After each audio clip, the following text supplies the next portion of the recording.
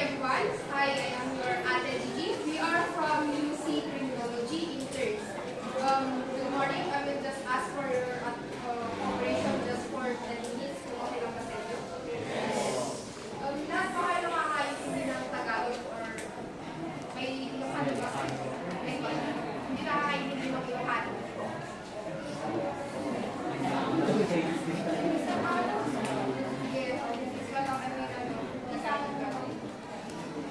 Sige, I will start my topic. We will discuss or we will let's understand the cybercrime and let's discuss the how to be safe online.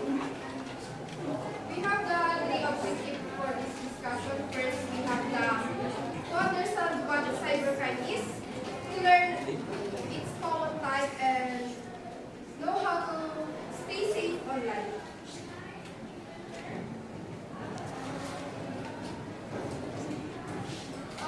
So let's go for the introduction first, or what is cybercrime is.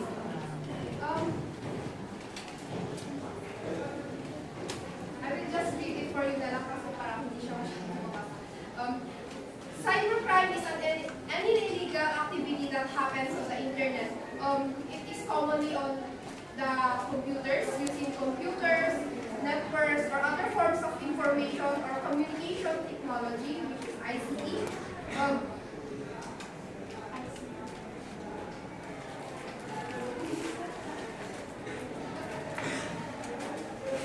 So here are the types or common types of cybercrimes or cyber threats.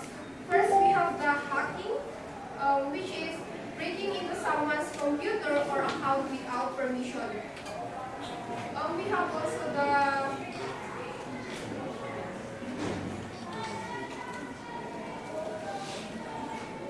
common or example of this hacking is when someone is trying to enter to your account or yung parang may mag-ano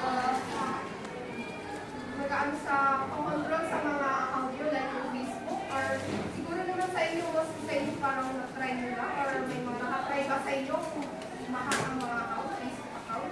Meron ba? Meron? Okay. Then we have also the phishing, which is fake emails or message that try to steal your information. Like ito yung common to sa mga adults or sa mga may businesses like kasi mostly sa kanila yung mga bank accounts nila, yung parang kinukuha yung information sa bank account para makuha yung laman ng account nila. Here are also the other types of cybercrime, which is online scam. Familiar naman siguro kayo dito sa online scam. Yes, that. Online scam is a fake online offers that steal money, fraudulent activity that occurs when over the internet with the goal of tricking people into giving away money, personal information, or other sensitive details. Also, we have the ito sa online scam. We have if you in case na maka-encounter kayo, saan kayo mostly common mag-susumbong or pupunta para mag-report? May idea ka? Yes, Ali? Sa DICT. Saan? DICT. DICT? What DICT means? Department of Information Communication. May ano ba tayo dito sa mga? Doon po sa may TFRB. Okay, thank you.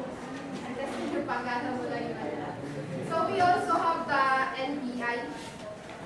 Yung ano natin dito sa NBI. Alam niyo naman siguro yung NBI natin dito sa SM? Sige, para ano.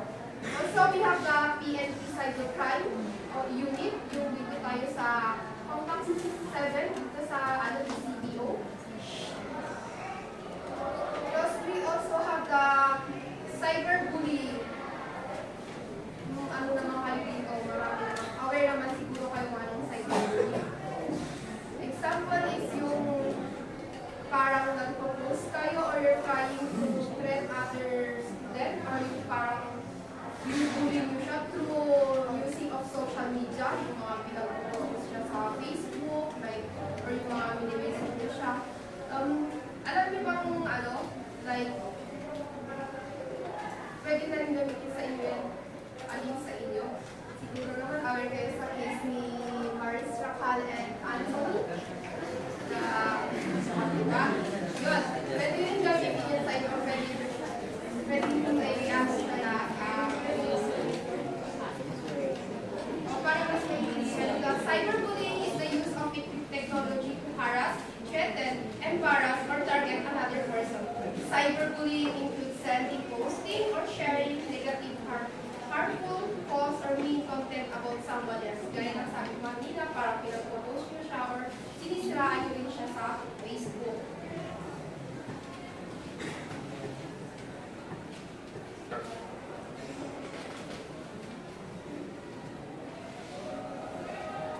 We have ito yung pangatlong objective natin, yung objective ng lesson natin. We have the how to stay safe online. First, we have using strong password, or password has mostly yung mga ginagamit natin ngayon, or mga parang pag-aano na rin sa mga mag-a-apply, or parang may mga giving gano'n, parang pag may ini-insert kayo ng password, tapos strong password, tinatanon. Yun yung mga example para hindi kayo madaling mahack ng any cyber crimes. Example na mga ganitong password, yung first letter, dapat letter, ganun, tapos may numbers and may mga symbols. Tapos, also we have the number 2, think before you click. Think before you rush. Don't click on suspicious links or ads. Like sa mga Facebook, siguro ninyo madalas yung mga advertise na nagpapakita sa inyo na parang magpapakita na sa mga link or kunwari nanalo kayo sa loto, ganun, tapos parang ano na pala yun, scam or any crime na pala yun.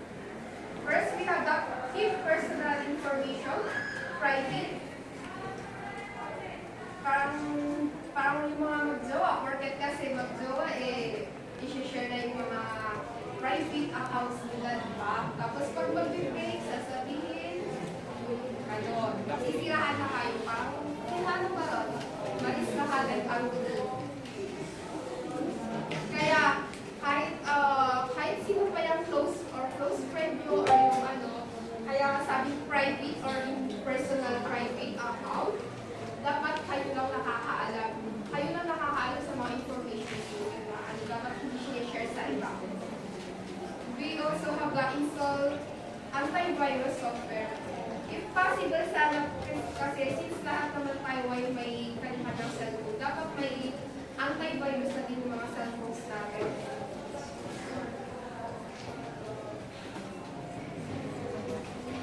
We have the key points to remember. Can I get your attention to this? Everyone with the Cybercrime is serious, but you can protect yourself by being smart online. Think before you click, share, or type. Let the image in the front kung sa why your next click matters. Bakit nga ba kailangan yung mga next move ninyo is or yung mga click ninyo is importante. Alamin niyo muna bago kayo mag-click.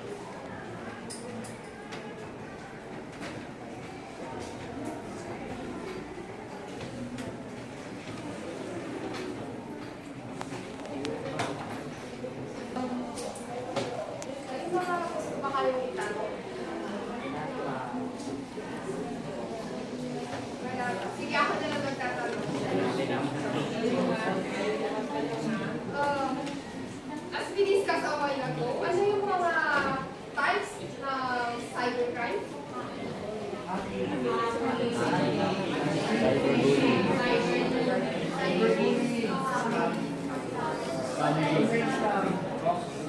Again, saan ulit tayo pupunta kung in case na may mga